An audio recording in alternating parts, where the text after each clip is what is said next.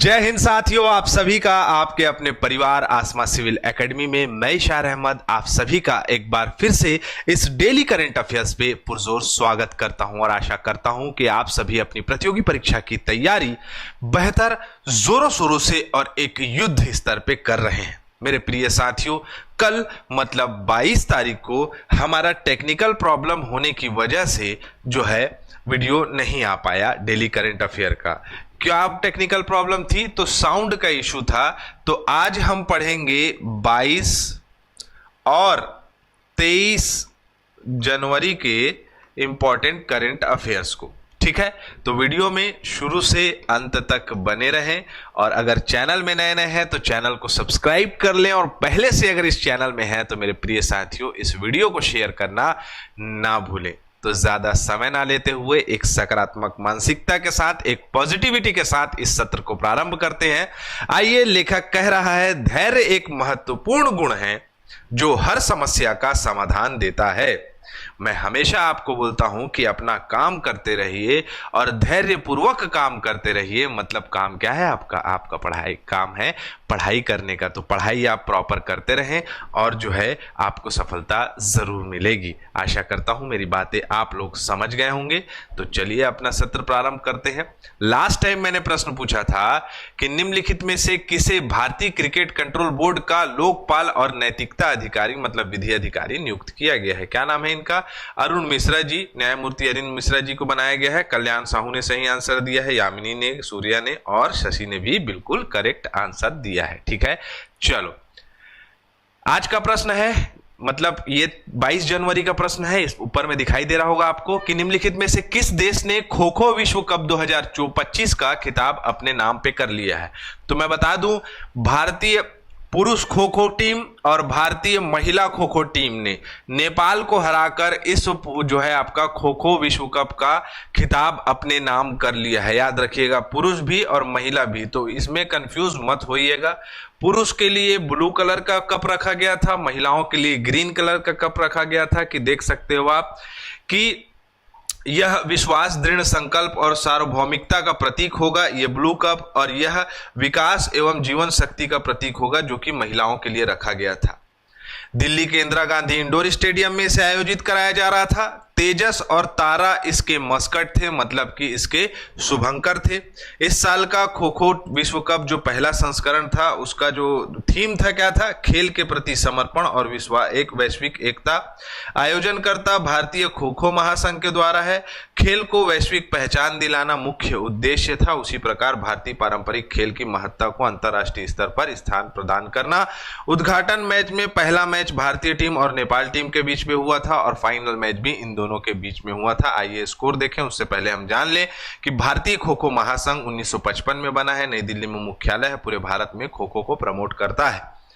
अब इसके हाइलाइट्स पे नजर डालें तो 13 से 19 जनवरी 2025 तक इसे आयोजित कराया गया था, क्योंकि पेपर में सीधा सीधा ऐसे पूछा जाता है कि कब से कब विश्व कप को कराया गया था।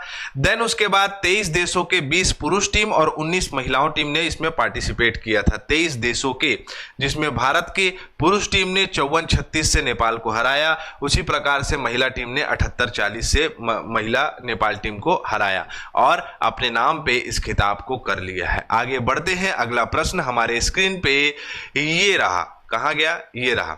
हाल ही में भारत सरकार ने भारत रणभूमि दर्शन ऐप लॉन्च किया है। यह ऐप किसके द्वारा लॉन्च किया गया है? तो पहले मैं बता दूं कि भारत रणभूमि दर्शन जो है वो एक क्या है? एक ऐसा प्लेटफॉर्म या एक ऐसा ऐप है जो मुख्य रूप से पर्यटन को, किसको? पर्यटन को प्रमोट करता है। अब कैसे पर्यटन होंगे? तो रणभूमि इन द सेंस कि युद्ध स्थल के कुछ ऐसे स्पेसिफिक एरियाज जहां घूमने में लोगों को मजा आएगा। तो भारतीय जो रक्षा मंत्री है, सॉरी कहाँ गए भाई?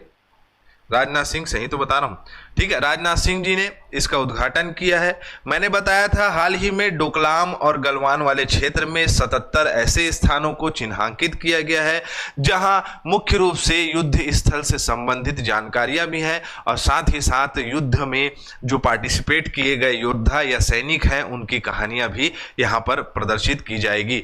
तो उसी का ही एक डिजिटल वे पे ये अनावरण किया गया है जो कि राष्ट्रीय गौरव को बढ़ावा देगा।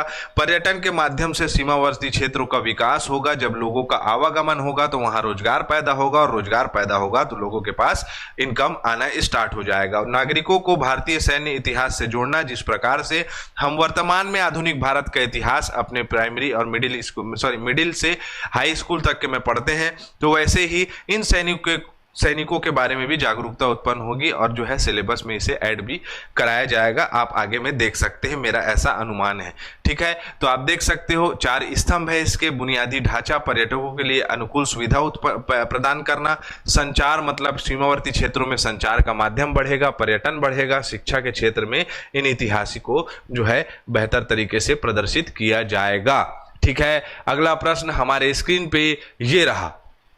हाल ही में निम्नलिखित में से किसे पूर्ण कार्यात्मक साक्षरता प्राप्त करने वाली प्रशासनिक इकाई घोषित किया गया है? आपको उल्लास प्रोग्राम या उल्लास योजना के बारे में मैंने अपडेट किया था कि लद्दाख के ऐसे लोग जो शिक्षित हैं और लोगों को अवेयर या शिक्षित कर सकते हैं, तो वो इस प्रोग्राम के तहत इसमें पार्टिसिपेट करेंगे और पार्टिसिपेट करके लोगों को शिक्षा प्रदान करेंगे।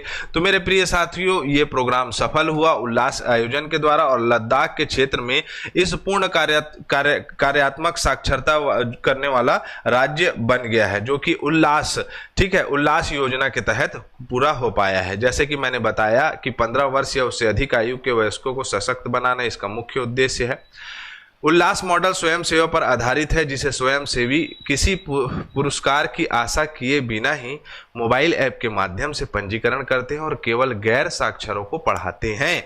इनका मुख्य उद्देश्य है 2022 से 2027 तक इसे संचालित कराया जाएगा। ठीक है, जिसमें अगर हम बात करें तो देश भर में 77 लाख से अधिक लोग लाभान्वित हुए हैं। 1.29 करोड़ से अधिक शिक्षार्थी और 35 लाख स्वयंसेवी शिक्षक लाभान्वित हुए हैं इस प्रोग्राम से, और ये बहुत अच्छी पहल है। लोगों को स्किल डेवलपमेंट के बारे में भी इसमें अवेयर कराया गया था। ठीक है, चलो, हाल ही में किस शहर के जिला पुलिस अधिकारियों को अपराध पर अंकुश लगाने के लिए राष्ट्रीय सूचना ग्रिड का उपयोग करने का अधिकार दिया गया है? तो मैं बता दूं, 26/11 हमले के बाद ये सूचना ग्रिड, राष्ट्रीय सूचना ग्रिड को स्टार्ट किया गया था, मतलब कि नेशनल इंटेलिजेंस ग्रिड को, जिसके माध्यम से जो प्रवासी हैं उनकी अच्छी तरह से जानकारी करना, कोई घुसपैठ ना कर पाए, साथ ही साथ जो क्रिमिनल बैकग्राउंड के लोग हैं उन लोग के ऊपर प्रॉपर निगरानी रखी जाती है। किस वे पे? तो जासूसी की तरह जो है काम किया जाता है। तो इसका शुभारंभ जो है कहाँ किया गया है? नई दिल्ली में किया गया है। जैसे कि मैंने बताया, राष्ट्रीय सूचना ग्रिड 2009 में बना था, 2008 में मुंबई में 26/11 में जो हमला हुआ था उसके बाद निर्मित किया गया था। नई दिल्ली में मुख्यालय है और बेंगलुरु में इसका कार्यालय भी है। अब इसके क्या होगा इससे फायदा होगा, संवेदनशील सूचनाओं के लिए एक सुनिश्चित केंद्रीकृत डाटाबेस तैयार होगा। विभिन्न खुफिया एवं जांच एजेंसियों के बीच में कड़ी के रूप में कार्य करेगी। सभी लोगों को इसमें कोलैबोरेशन होता है, मतलब पुलिस और बाकी जितने भी मतलब संगठन है उनके द्वारा। निर्दोष व्यक्तियों को बचाकर मानवाधिकारों को सुरक्षा की जाएगी। संदिग्ध व्यक्तियों, संस्थाओं एवं घटनाओं पर एक साथ खुफिया नजर रखी जाएगी। बताया मैंने, जासूसी होगा भाई। समान नागरिक संहिता यूसीसी लागू करने वाला पहला राज्य कौन सा बन गया है? तो इन्होंने घोषणा की थी, अब जो है इन्होंने अपना लिया, मतलब उत्तराखंड राज्य ने सामान्य नागरिक संहिता अपनाने वाला पहला राज्य बन गया है। संविधान के भाग 4 के आर्टिकल 44 के तहत समान नागरिक संहिता का वर्णन है। इसके तहत कानून बना और इन कानून को जो है अपनाने वाला पहला राज्य कौन बन गया है? तो उत्तराखंड बन गया है। इसमें अगर हम बात करें तो सभी पंथ के लोगों के लिए विवाह, तलाक, आपका भरण पोषण, विरासत, बच्चा गोद लेना, ये सभी सारी चीजों का प्रॉपर नियमावली तैयार की जाएगी। जैसे कि आप देख सकते हो अगले पेज में कि महिलाओं के अधिकार को समानता, विरासत अधिकार, गोद लेना, तलाक, बहुपत्नी विवाह, पत्नीत्व पर प्रतिबंध लगाना, पंजीकरण आवश्यकताएं, लिव इन संबंध में जो लोग रहते हैं उनको अनिवार्य रूप से पंजीकरण कराना होगा। लड़कियों की उम्र शादी के समय 18 वर्ष होनी चाहिए, 21 वर्ष पुरुष की होनी चाहिए। विवाह का पंजीकरण, तलाक पंजीकरण, लिव इन संबंध से पंजीकरण, अपीलें, ये सब सारी चीजें में ट्रांसपेरेंसी आ जाएगी और प्रॉपर जो है विभागीय स्तर पर इस सभी कामों पर जो है सेपरेसी हो जाएगी और लोग इस पे काम करेंगे। नौसेनाएं हिंद महासागर और प्रशांत महासागर के बीच रणनीतिक जलडमरू मध्य में संयुक्त अभ्यास कर रही है। यह अभ्यास क्या है? तो मैं बता दूं, इसका नाम है ला पेरोस। क्या नाम है? ला पेरोस। 9 देशों की सेना इसमें पार्टिसिपेट करी है, जो कि हिंद महासागर और आपका प्रशांत महासागर वाले क्षेत्र में क्या करेगी? तो युद्धाभ्यास करेगी, जिसमें देशों का नाम देख लें। ऑस्ट्रेलिया है, कनाडा है, फ्रांस है, भारत है, Indonesia, Malaysia, Singapore, UK, US, ये सभी अभ्यास करेंगे, एक दूसरे को जानकारी प्रदत्त करेंगे। 16 से 24 जनवरी तक चलेगा ये। और मैं आपको बता दूं कि क्या होता है जब समुद्र युद्धाभ्यास होता है, तो उस क्षेत्र में क्या क्या उपलब्धता है, किस प्रकार से वहां का संरक्षण करना है, संवर्धन करना है, विकास करना है, इन सभी सारी चीजों पे बल दिया जाता है। और जो दुश्मन अटैक होते हैं उन सब सारी चीजों को कैसे डिफेंड किया जाता है, उनकी सारी चीजों के बारे में अपडेट किया जाता है। वज्रप्रहार भारत और अमेरिका के बीच में होता है, भारत और फ्रांस के बीच में शक्ति, भारत और मंगोलिया के बीच में नोमेस्ट एलिफेंट, और भारत और रूस के बीच में इंद्र प्रयास होता है, जो भारत के साथ अन्य युद्ध अभ्यास करते हैं, समुद्री युद्धाभ्यास। हाल ही में केंद्र सरकार ने digital platform entity locker launch किया है। इसका मुख्य उद्देश्य क्या है? तो मैं आप सभी को बता दूं कि एंटिटी लॉकर एक डिजिटल प्लेटफॉर्म है जिसमें आप अपने डाटा को सिक्योर रख सकते हैं, सेफ रख सकते हैं। तो डिजिटल गवर्नेंस सिस्टम को कुशल बनाना, डिजिटल गवर्नेंस सिस्टम सुरक्षित बनाना, ये दोनों काम इसका होगा, जिसमें एमएसएमईज जो है, लघु एवं मध्य एवं सूक्ष्म उद्योग, इन सभी के लिए जो है एक प्रॉपर ऑनलाइन डेटाबेस जो है वो अपने कंपनी का रजिस्टर कर सकते हैं, वहां सेव कर सकते हैं, अपने डाटा को सेफ एंड सिक्योर रख सकते हैं। किसके माध्यम से? तो एंटिटी लॉकर के माध्यम से। ये सारी चीजें आपके सामने है, मैंने शॉर्ट फॉर्म में सारी चीजें बता दिया, आप सब बाकी सारी चीजों को पीडीएफ में पढ़ लीजिएगा। ठीक है, आगे बढ़े। अगला है, भारतीय रिजर्व बैंक ने निम्न में से किस बैंक के लिए आवेदन मूल्यांकन हेतु एक नई स्थायी बाहरी सलाहकार समिति बना दी है? तो ये जो समिति बनाई गई है वो प्रॉपर बनाया गया है यूनिवर्सल बैंकों के लिए और स्मॉल फाइनेंस बैंकों के लिए। अब ये क्या है? तो समिति जो है वो सारी चीजों का क्या करेगा? चिट्ठा बनाएगा, मतलब कि सारे चीजों का नियमावली बनाएगा कि वो कार्य किस प्रकार से करेंगे। तो समिति ये आपको दिखाई दे रही है, ठीक है। लेकिन सबसे ज्यादा महत्वपूर्ण ये है कि यूनिवर्सल बैंक क्या होता है और स्मॉल फाइनेंस बैंक क्या होता है। यूनिवर्सल बैंक की बात करें तो यूनिवर्सल बैंक का मतलब है कि एक जगह पर कई तरह के वित्तीय सेवाएं उपलब्ध होना, जैसे यूनिवर्सल लेवल पे अंतरराष्ट्रीय स्तर पर इसका कार्य किया जाता है, और जैसे आप उदाहरण देख सकते हैं। और स्मॉल फाइनेंस बैंक क्या होता है? ऐसे बैंक्स जो छोटे छोटे सीमांत किसानों को, लघु व्यवसायियों को, असंगठित संगठनों को, इन सभी को जो है लोन प्रोवाइड करना और बैंकिंग सुविधाएं प्रदान करने का काम करती है। तो इन दोनों के लिए जो है नियमावली आरबीआई बना रहा है और समिति का गठन कर दिया है, स्थायी बाहरी सलाहकार समिति। ठीक है, चलें आगे। अगला है हमारे स्क्रीन पे, ये रहा। हाल ही में अंतरराष्ट्रीय श्रम संगठन ने अपनी विश्व रोजगार और सामाजिक आउटलुक रुझान 2025 में जारी किया और बताया कि 2024 में कितनी बेरोजगारी दर रही है। तो 2024 में 5% बेरोजगारी दर रही है और युवा बेरोजगारी दर सबसे ज्यादा 16% रहा है।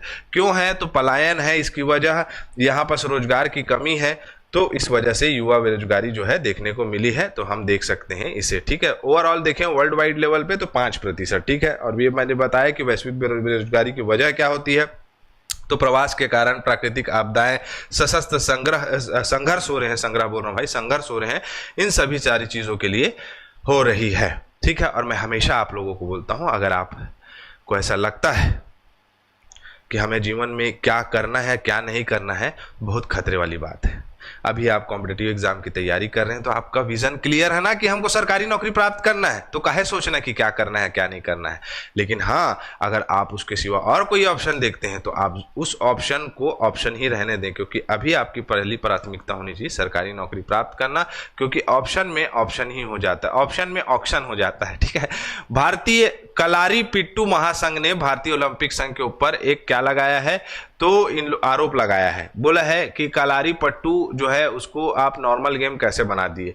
ये गेम जो है एक मार्शल आर्ट का गेम है, ठीक है। Martial art in the sense कि इधर लग गया पैर में, ठीक है। तो मार्शल आर्ट कैसा गेम है?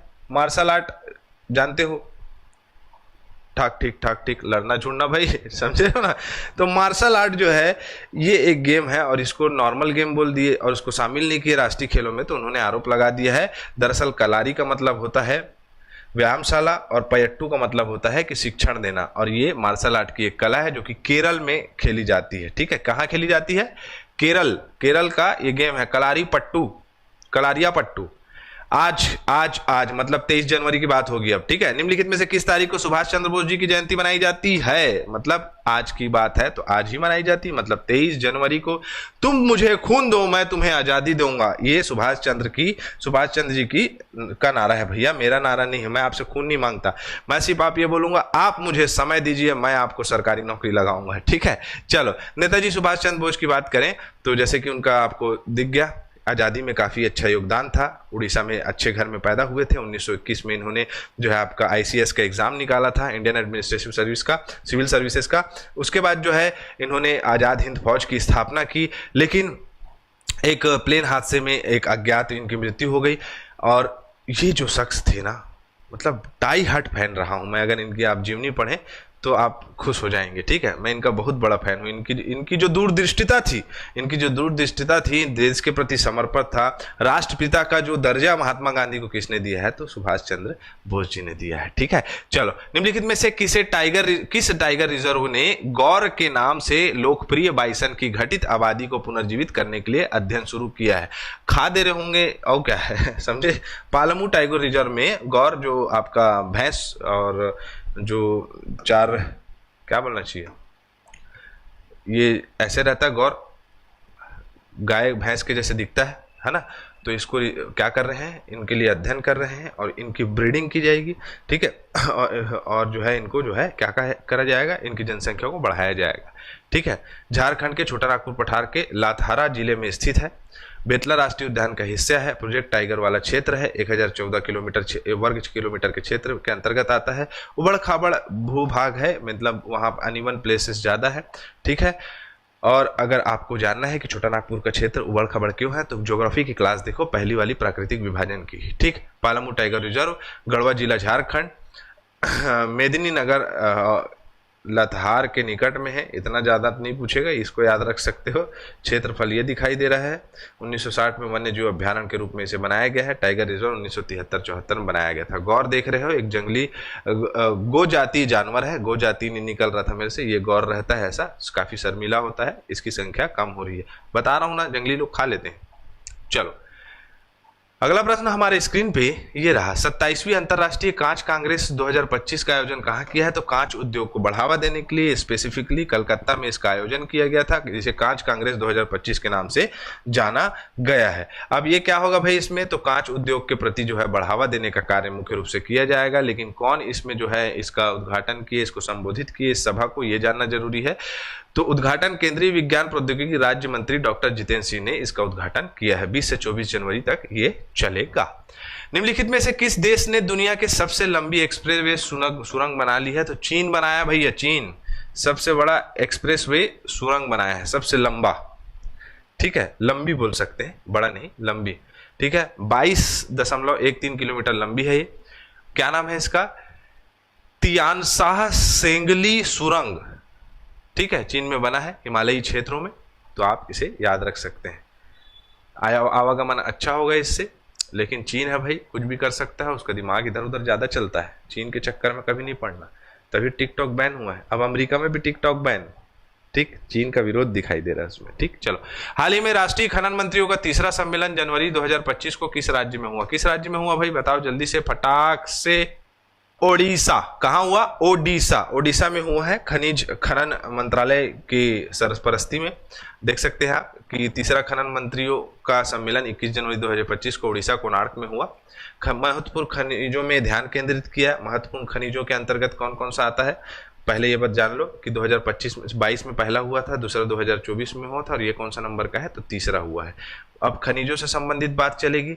महत्वपूर्ण खनिजों के अंतर्गत देख सकते हो कि एंटीमनी है, बेरिलियम है, वेनेडियम है, जीराक्यूयम है, बिस्टम है, कोबाल्ट है, कॉपर है, गैल्नियम है, जर्मेनियम है। ये जितने भी यम दिखाई दे रहे हैं ये सभी हैं, और इनके लिए बेहतर काम करने के लिए, उसके मतलब उत्खनन के लिए ये कार्य किया जा रहा है। चलो बताओ, खनन और उत्खनन आपका अर्थशास्त्र के किन क्राइटेरिया के अंतर्गत आता है? प्राथमिक क्षेत्र में आता है कि द्वितीय क्षेत्र में आता है कि तृतीय क्षेत्र में आता है? व्यापम कई बार प्रश्न पूछा है। किस राज्य की क्रिकेट टीम 2024-25 में विजय हजारे ट्रॉफी जीत गई? कौन सी टीम जीती भाई? कर्नाटक जीती। कर्नाटक विदर्भ को हराई है, विदर्भ को। ठीक है, अब इसमें क्या जरूरी है? तो विजय हजारे ट्रॉफी कर्नाटक ने जीता है, ये इंपॉर्टेंट हो गया। अब इसमें जो आपका कहा जा सकता है कि इसके कप्तान कौन थे, पूछ सकता है, तो देवदत्त पडिक्कल इसके कप्तान थे। विदर्भ टीम के कप्तान कौन थे? करुण नायर थे। कर्नाटक के रविचंद्र स्मरण को जो है सर्वश्रेष्ठ खिलाड़ी मिला है। प्रतियोगिता के सर्वश्रेष्ठ खिलाड़ी विदर्भ के करुण नायर को मिला है। तो ये इंपॉर्टेंट चीज मैंने आपको बता दी है, ये इंपॉर्टेंट है। ठीक है, कर्नाटक ने जीता है। ये रहा आपका विजय हजारे ट्रॉफी का लिस्ट, जिसको आप पढ़ भी सकते हैं, नहीं भी पढ़ सकते, लेकिन 2024, 2025 और 2023 का याद रखिएगा। निम्नलिखित में से कौन सा राज्य भारत में कम प्रजनन और कम मृत्यु दर की प्रवृत्ति में अग्रणी है? तो याद रखिएगा 2011 जनगणना के अनुसार भी यही था और आज भी वही जो है सटीकता देखने को मिलती है। केरल में लोग शिक्षित है, इसलिए कम प्रजनन दर और कम मृत्यु दर वहां दिखाई देता है। जनसंख्या के दृष्टिकोण से भी देखें तो वहां जनसंख्या जो है काफी बैलेंस्ड रहती है। शिक्षा के क्षेत्र में देखें तो केरल बहुत शिक्षित राज्य है, सबसे ज्यादा शिक्षित राज्य है, लिटरेसी रेट सबसे ज्यादा है ना, जनसंख्या घनत्व कम है, तो केरल राज्य जो है इसमें अग्रणी है। क्लियर? चले आगे बढ़े। चलो, अरे एक चीज इंपॉर्टेंट है भाई, देखो इसमें ना प्रजनन दर का क्या मतलब होता है? किसी खास समय में प्रति 1000 महिलाओं पर जन्म लेने वाले बच्चे की संख्या दर प्रजनन आयु की सीमा के अंदर महिलाओं के लिए निकाली जाती है। आमतौर पर प्रजनन आयु की सीमा 15 से 44 साल मानी जाती है। प्रजनन दर जनसंख्या की वृद्धि का एक अहम संकेतक है। यह शिक्षा, गर्भ निरोधक तक पहुंच और महिलाओं की स्थिति जैसे कारकों में प्रभावित होता है। केरल में प्रजनन दर कम है, केरल में प्रजनन दर कम है, दो बार लिखा गया है, बार बार सबको याद कराने के लिए लिखा गया है क्या? चलो कोई बात नहीं, तो याद रखिएगा यहाँ प्रजनन दर कम है और लिटरेसी रेट अच्छा है यहाँ का, है ना। मृत्यु दर भी कम है। क्यों मृत्यु दर कम होगी? कि मृत्यु दर इसलिए कम होगी क्योंकि वहाँ पर शिक्षित लोग हैं और प्रॉपर हॉस्पिटल जो है अच्छे खासे वहाँ बने हुए हैं। ठीक है, चले आगे। चलो अगला प्रश्न हमारे स्क्रीन पे ये रहा। क्या है भाई अगला प्रश्न?